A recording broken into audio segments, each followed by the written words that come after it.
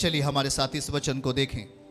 मत्ती अध्याय 21 28 से लेकर 32 तक। क्या आप आशीर्वाद चाहते हैं आज? हाँ, तो आप अपने आप को तैयार रखना।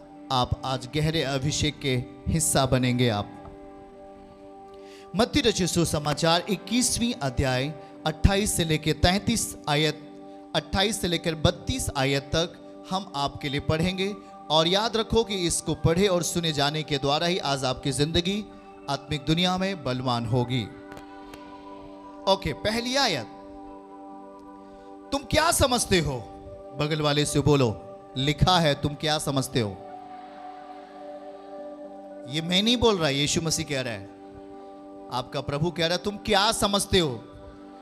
क्या लिखा है? तुम क्या समझते हो। किसी मनुष्य के दो बेटे थे, दो पुत्र थे, दो पुत्र थे, याद रखिएगा। तुम क्या समझते हो। किसी मनुष्य के दो पुत्र थे। उसने पहले के पास जाकर कहा, क्या कहा? हे पुत्र, आज दाख की बारी में काम कर, आज दाख की बारी में काम कर। उसने उत्तर दिया, मैं नहीं जाऊंगा। क्या कहा उसने? उसने उत्तर दिया, मैं नहीं जाऊंगा। वचन ध्यान से सुनो, मैं नहीं जाऊंगा। परंतु वो पछता कर गया। आगे, फिर दूसरे के पास पिता जाता है और ऐसा ही कहता है। उसने उत्तर दिया, जी हां जाता हूं, पर वो नहीं गया। इन दोनों में से किसने पिता की इच्छा पूरी की? उन्होंने कहा, पहले ने।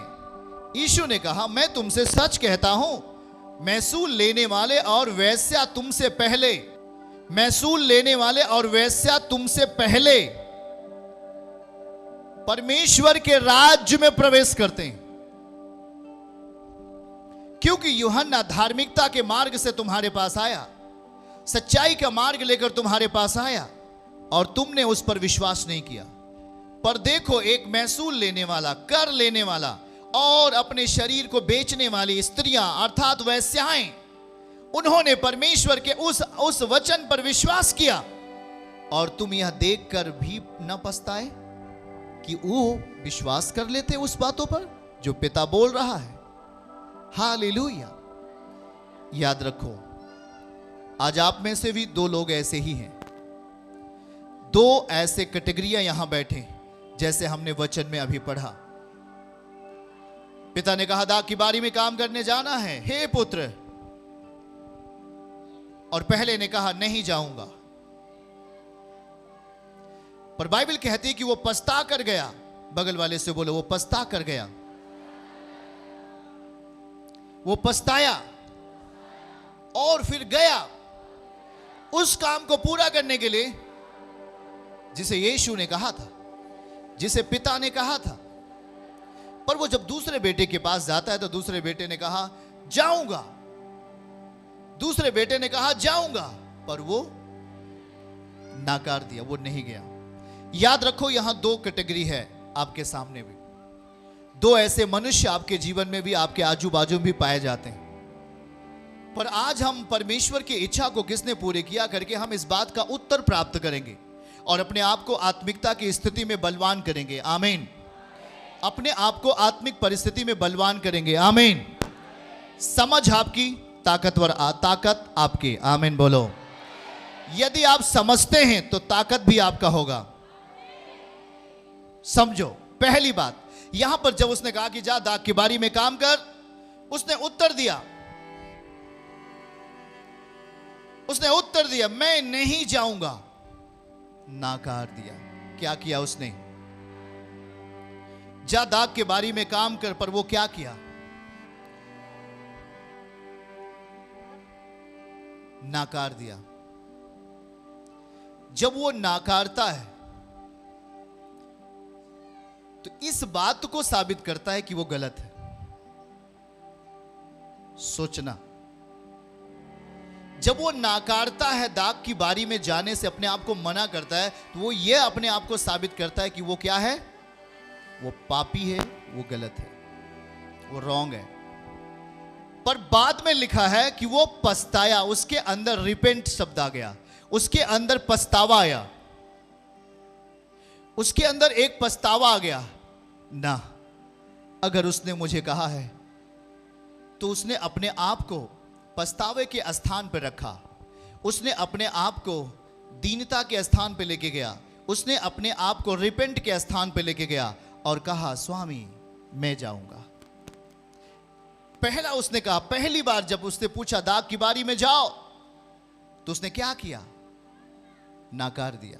क्या किया? जब वो नाकारता है, आप में से भी बहुत सारे लोग नाकारने वाले हैं, पर आज स्वीकार करने वाले हो।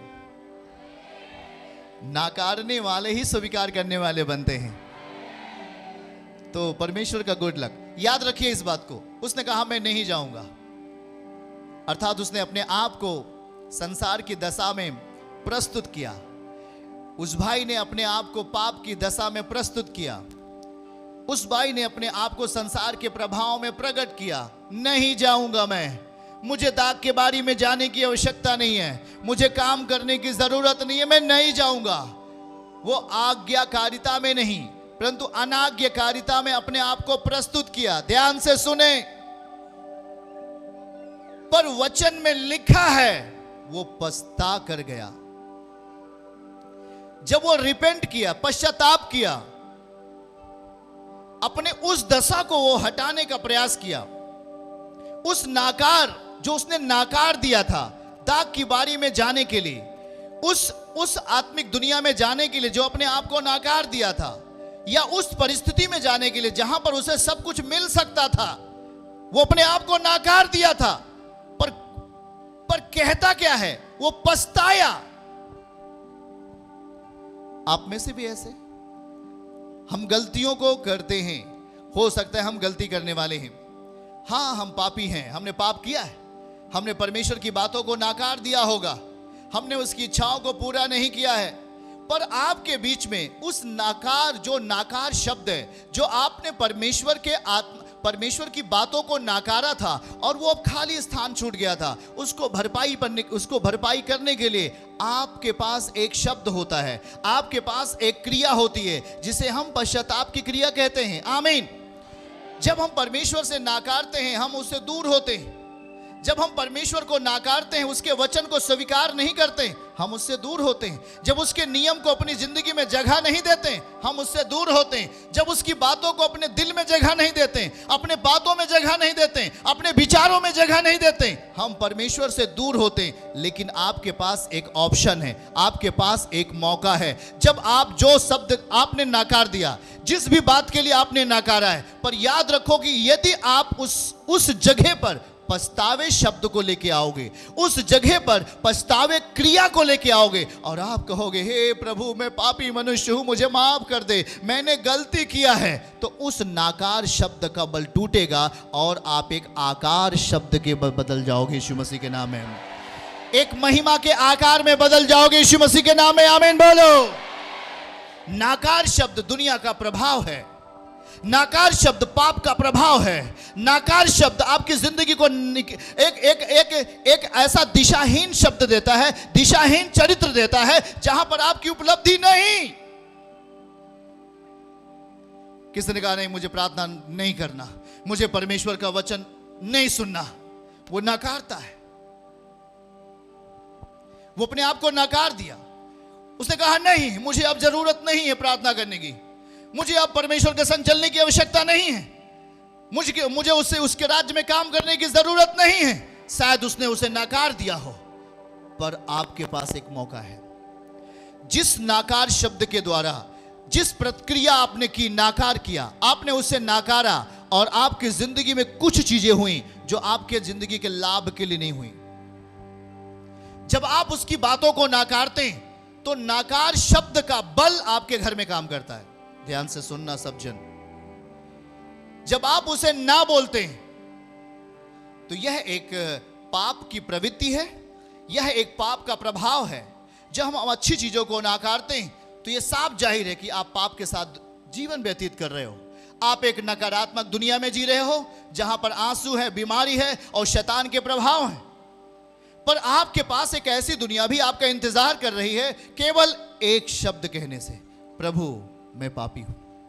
आप पछता करके, आप जब पश्चाताप करते हैं उस शब्द के ऊपर, प्रभु मैंने नकार दिया था पर मैं अब पश्चाताप करता हूं कि मुझे उस स्थान में फिर से आने दे। परमेश्वर हाथ बढ़ाकर आपके जीवन को संभालेगा यीशु मसीह के नाम में। आमीन बोलो हालेलुया। पर दूसरा व्यक्ति कहता है जाऊंगा पर नहीं गया। दूसरा व्यक्ति कहता है हां जाऊंगा पर वो नहीं गया। एक झूठा भरोसा परमेश्वर के सामने कभी मत रखो। जो कुछ आपको नहीं करना है उसे नहीं बोलो। यदि आपने जिस काम को करने के अपने हाँ शब्द का प्रयोग किया, आपने कहा हाँ प्रभु मैं इस काम को करूंगा, मैं तेरे लिए इस काम को करने के लिए तैयार हूं, मैं प्रभु मैं तेरे लिए इस काम को करने के लिए तैयार हूं, आप हाँ बोलते हो और बाद में ना बोलना आपके लिए बहुत ज्यादा खतरा है, क्योंकि आप छलावे का काम करते हैं, आप छल का कैरेक्टर निभाते हैं, आपकी जिंदगी से छल की प्रतिक्रिया होती है। भाई मेरी बेटी की शादी है, पैसा देंगे आप? कब चाहिए तुम्हें पैसा? 20 तारीख को चाहिए। ओके चलो तुम मुझसे 20 तारीख को ले लेना। उसने कहा हाँ। टाइम 20 तारीख आ गया, उसने कहा अब मेरे पास पैसे नहीं। एक बड़ा धोखा आप देते हो उस व्यक्ति के लिए। पिता ने कहा कि मेरी दाग की बारी में काम कर, उसने कहा हाँ मैं जाऊंगा। दूसरे बेटे ने कहा मैं जाऊंगा, पर उसने कहा मैं नहीं जाऊंगा। अंगीकार किया कि जाऊंगा, पर फिर वो नाकार दिया कि नहीं जाऊंगा। याद रखो इस दशा में आपके लिए कोई आशीर्वाद नहीं। शायद आपने कहा हाँ ठीक है मैं प्रार्थना करने के लिए तैयार हूं, अब मैं विश्वास करने के लिए तैयार हूं, अब मैं उसके वचन के लिए तैयार हो रहा हूं, अब मैं उसके वचन के अनुसार जीने का फैसला करता हूं, अब मैं सच्चाई के साथ चलने का फैसला करता हूं, अब मैं पवित्रताई के साथ जीने का फैसला करता हूं। हाँ सब कुछ मैं अच्छा करूंगा जो पिता चाहते, पर आपने कुछ भी नहीं किया। आपके पास कुछ भी आशा नहीं रहेगी। यीशु कह रहे थे महसूल लेने वाला तुझसे पहले स्वर्ग जाएगा। एक व्यभिचारिणी स्त्री जो अपने शरीर को बेचती थी वो तुझसे पहले स्वर्ग जाएगी। क्यों?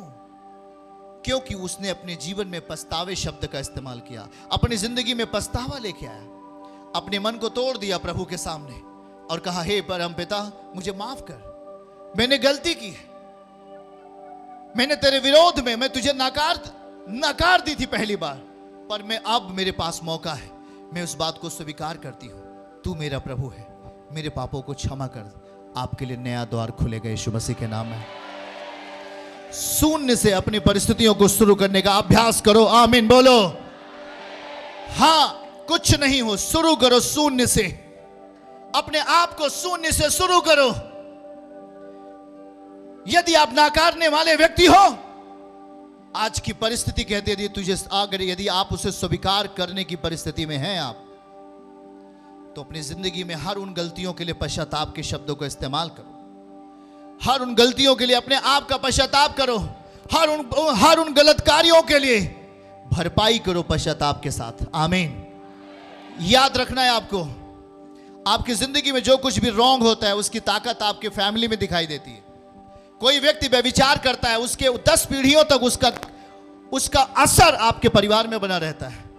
जब कोई व्यक्ति चोरी करने वाला, कोई व्यक्ति नशा करने वाला है, उसकी पीढ़ियों में वो रनिंग रहता है। लेकिन जब आप पश्चाताप करते हो तो आप उस संसार के बल को तोड़ देते हो। जब आप पश्चाताप करते हो और कहते हो प्रभु मुझसे गलती हो गई, मुझे माफ कर, आप उस शैतान के बल को तोड़ते हो, आप दुष्ट आत्माओं के बल को तोड़ देते हो यीशु मसीह के नाम में। चर्च की सभी प्रार्थनाओं को और परमेश्वर के दास के द्वारा टीचिंग सुनने के लिए और अपडेट्स को जानने के लिए हमारे इस चैनल को सब्सक्राइब करें और साथ में बेल आइकन को दबाएं, ताकि जब भी लाइव प्रार्थना हो तो सबसे पहले आप देख सकें।